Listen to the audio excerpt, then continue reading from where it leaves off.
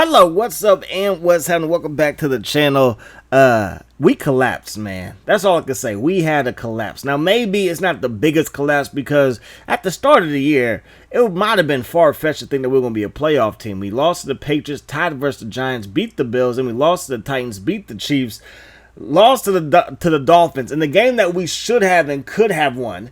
Then we come back, beat the Chargers, then we beat the Broncos, beat the Cowboys, beat the Ravens, and then we came back and also beat the Broncos, and then after beating the Jets, who at the time were the best team in the AFC, we would lose to the Chargers, the Eagles, the Chiefs, and then Washington to wrap up the season. So a 4-game losing streak ends our season. You can see the numbers right there. Second in passing, 31st in rushing, 32nd in defense, and that's mostly rush defense. Our pass defense wasn't that much better. It was in the high 20s. But yeah, it was definitely a tough season to say the least. Blake Golston, though, is going to the Pro Bowl as a rookie. He had a solid season, 20 touchdowns, 12 interceptions, just under 4,000 yards rushing, or passing, excuse me. Justin Fargas, just under 1,200 yards rushing at 1,196, 18 rushing touchdowns. He is up for a new contract, so we're going to see what happens with him. Tyrone Wheatley, 56 attempts for 216 yards. Actually not that bad, just under 4 yards a carry for Tyrone Wheatley. Our rushing attack was hit and miss. We got to figure out something there because I would love to run the football more, but right now our passing attack leads us. Porter, 109 receptions, 1,300 yards, 10 touchdowns. Larry Eubanks was second on the team with Fargas with 60 receptions, followed by Mr. Dane Looker. That's going to do it for our receivers. And then when it comes to the O-line, we had some decent showings from Gallery and Walker. They led the team with pancake blocks, but we did give up 44 sacks on Blake Golston. So hopefully if we improve our run game, it can help lower those sack numbers. Gibson, we got to get him back to the Pro Bowl. Last year he was a Pro Bowl. I was using him the whole season. This year I was using Keith Pearson for the most part. But Gibson, 0 picks. Yeah, so I'm thinking we have to use our strong safety. That will help us in the ground game as well and stopping the opponent's ground game. Charles Woodson made it to the Pro Bowl, but our boy Gibson, he got to get back there. So, something might happen at free safety. Again, there's going to be a lot of roster turnover. We're going to try some different things just to play the game a little bit differently. We've been doing Madden franchise on our second channel. Now we brought it over here. On our second channel, I haven't uploaded over there because I'm waiting for College Football 25 to drop. That channel will be dedicated to that game. So Woodson, Nnamdi, they led the team in interceptions. So yeah, Pearson, he had 2. Those are both users. We got one on Tom Brady in week 1. Then versus the Chiefs, we got one as well. I believe was versus the Chiefs. So MVP goes to Lewis. I looked at Priest Holmes' numbers because he had rushed for 373 yards versus us. Yeah, crazy numbers. So Lewis, Offensive Player of the Year as well. Now Diggs, Defensive Player of the Year. Offensive Rookie is Blake Golston. Again, that should help him develop. When we drafted him, he was he 70? I want to say he was 70 overall at the training camp. So 70 overall, and he should be in the 80s. He could be, next season, not season 3, but season 4, he could be a 90-plus overall quarterback. That would be a good look. Orlando Brown is your offensive lineman of the year. Then you got Booger McFarland, your defensive lineman of the year. Peyton Manning was your quarterback of the year. Mike Minter was going to be a free agent. He is your safety or DB of the year. And then I don't know how this happened, We are the king of missing field goals on this channel, but Janikowski not even going to the Pro Bowl. Like, he's not going to the Pro Bowl, but he is the kicker of the year. How? I don't know. I don't know. Crazier things have happened, I suppose. So let's head to the postseason. The postseason looks like this. Got Patriots, Ravens in the wild card round. Rams, Packers, also Chiefs, Jets, and the Panthers and the Skins. They're going to be either playing the Colts, Buccaneers, Dolphins, or Seahawks. So in the wild card round, it was the Patriots losing to the Ravens, the Rams beaten down by the Packers, the Jets, they would fall to the Chiefs, and the Skins would beat the Panthers by 4. In the divisional round, you got the Colts over the Chiefs, the Skins will fall to the Buccaneers, the Dolphins and Ravens in the shootout with the Ravens winning, the Seahawks, they will beat the Packers. So the AFC Championship game is a Baltimore fest with the Colts beating the Baltimore Ravens and the Buccaneers beating those Seattle Seahawks. That means we have a Bucks-Colts Super Bowl with the Bucks going back to back. They beat us last year in the Super Bowl. And Brad Johnson gets another ring. Ring number 3 for him as a quarterback, going back to real life. And then last year in this franchise, they beat the Raiders again, and now they beat the Colts. We have $82.6 million in assets. We have been bringing in the dough in Oakland, and we didn't have to be a corrupt mayor to do so. John Gruden has all kinds of rings. He decides to hang them up. He cannot be a fired coach no more. He is a successful Super Bowl, multi-winning Super Bowl coach. Only coach we have on our roster is Mr. Turner. So we're going to look to bring in a new offensive coordinator and defensive coordinator. We will bring in Mike Zimmer to be defense. And then I was looking at Malarkey, and yeah. I was like, his running back numbers are kind of low at 72. So Mr. Tom Moore might be a little bit better suited for what we're trying to do. He's going to cost us a little bit more, but I want a better offense. So another team outbid us. It's going to cost us $1.6 million to sign him. And then Warhop, he is going to be our special teams coordinator. All right. Max Strong retiring. So is Tony Richardson. Richie Anderson. The fullbacks are gone. Brett Favre. Brad Johnson, 3-time Super Bowl winner, Brad Johnson. Jeff Garcia, he's gone as well. Charlie Garner is gone. Ted Washington, the teddy bear, is going to hang him up as well. Jesse Armstead, Jeff Field Goals, my sister's favorite player of all time. And then Chad Lewis, he's going to call it a career. And Jason Sehorn, he is calling it a career as well. So here we go. We would lose a bunch of guys in retirement. It wasn't just Ted Washington, but this is the story of free agency. We can get a first-round pick and a third-round pick for Justin Fargas.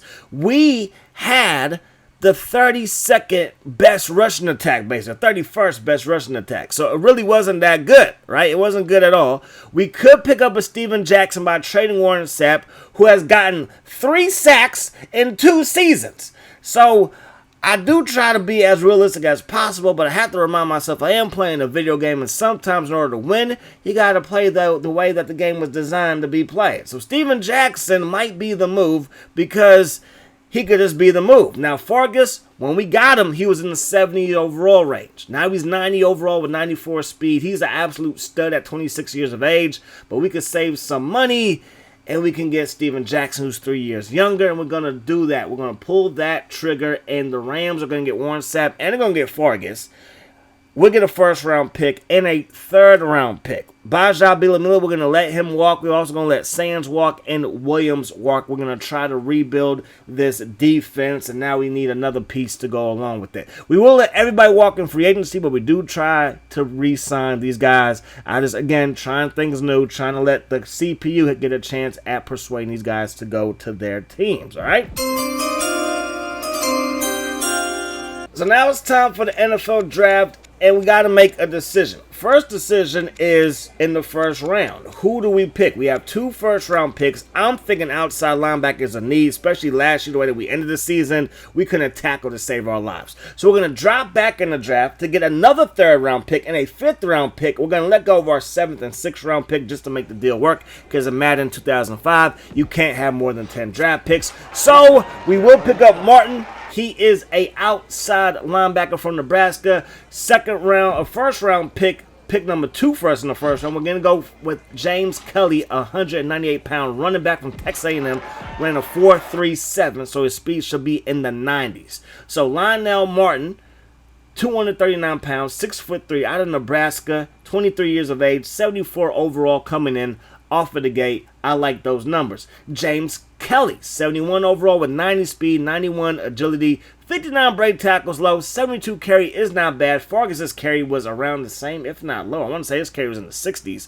And then his catching at 59, again, not great. Jason Hayes, left end, 71 overall. He could compete with Capman to replace Warren Sapp.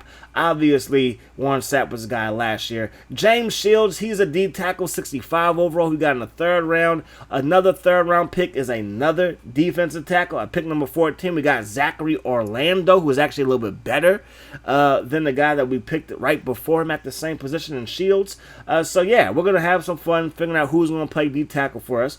Brad Frazier, he's a cornerback with all kinds of speed. 94 speed, 6 foot, out of Missouri, 203 pounds. Athletic monster. And then we have Chad Lawton, Lawton, I believe that's how you pronounce it. 72 overall, free safety. Now, again, we'll figure things out. Pearson, if I wasn't using him, he was a liability. I know some of y'all say I'm a liability at safety anyway, but hey, he really was when I wasn't using him. So again, I'm trying to get to the playoffs, be a playoff team year in and year out.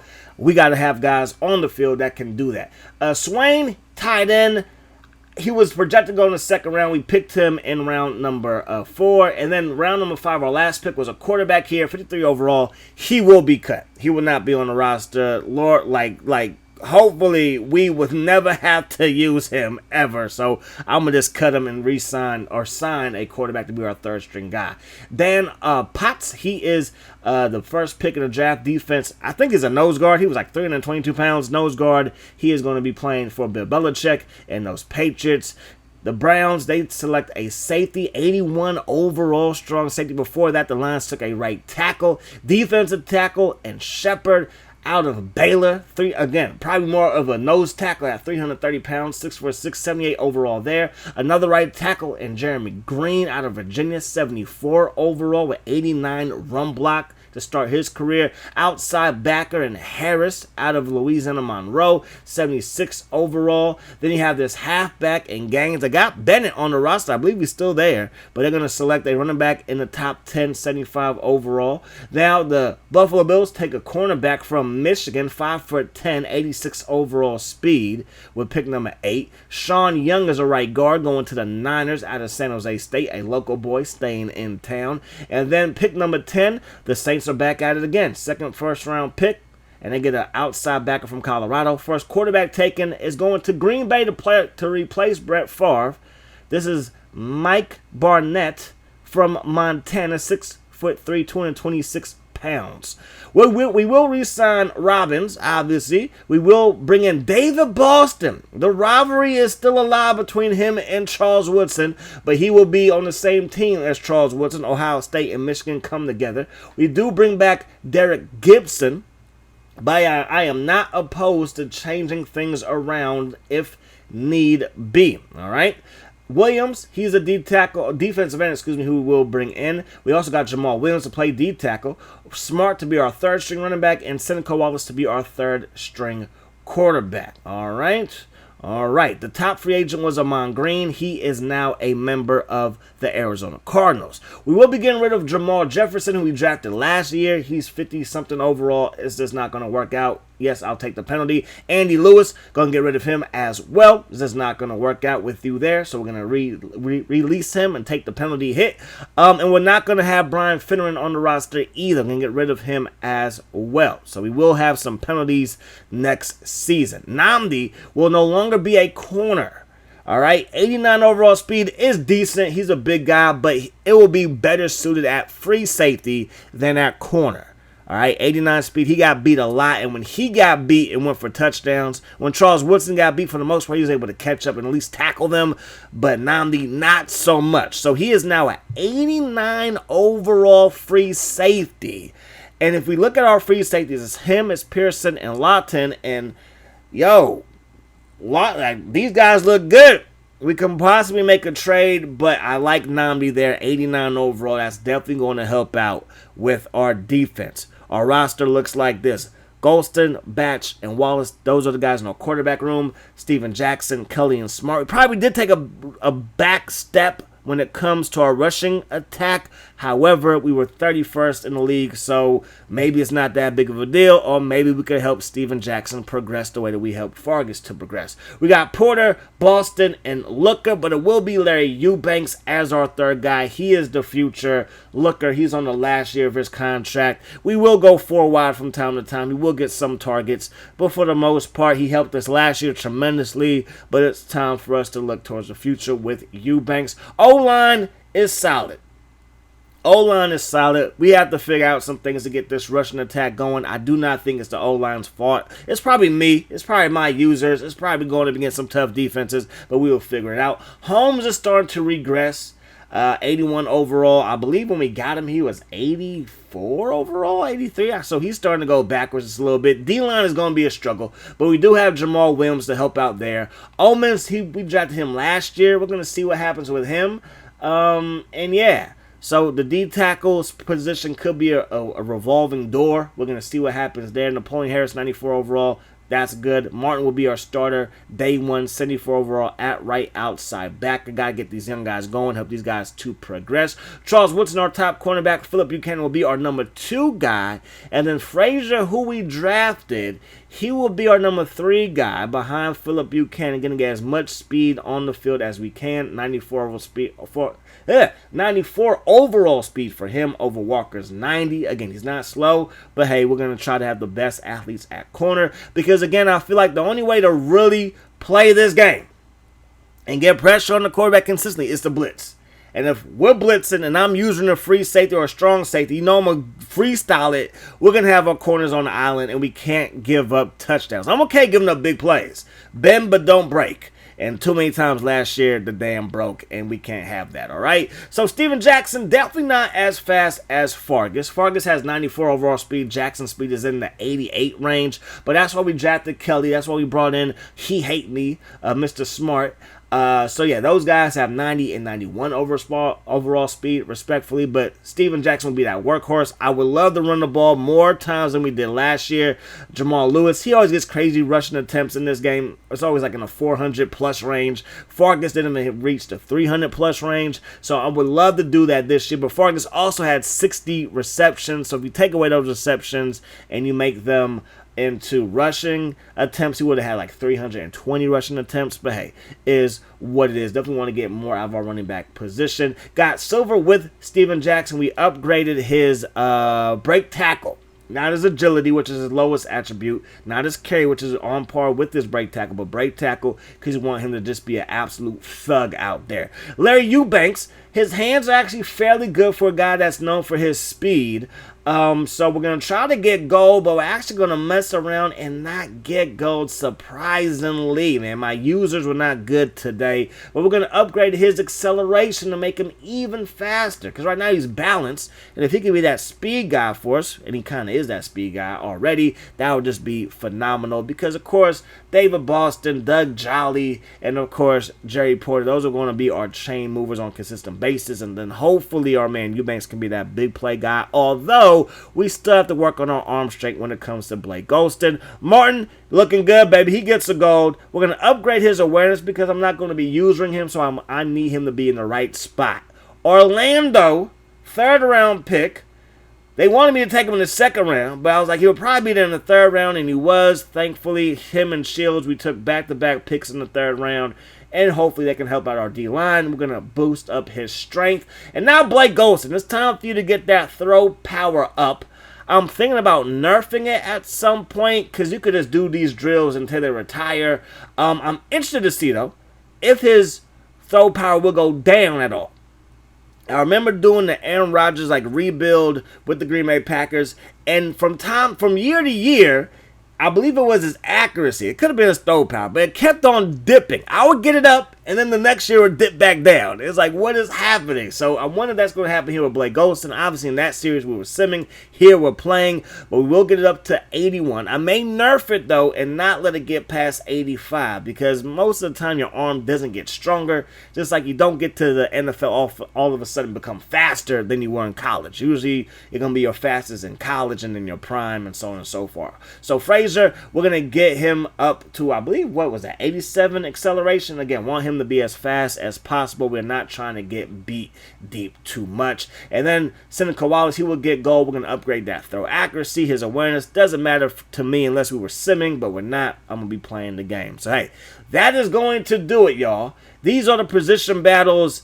I'm going to pick who plays ultimately, but it's always interesting to see. I did like this feature when the game first came out, obviously, and sometimes I do let it ride, but for the most part, it's like, yo, I don't care what Batch does. It is the Golston Show. Anyways, that's going to do it. Hope you guys enjoyed the video. We will have the preseason on next episode, all 4 games. Hope to see you all there. Peace, love. Hi, sauce.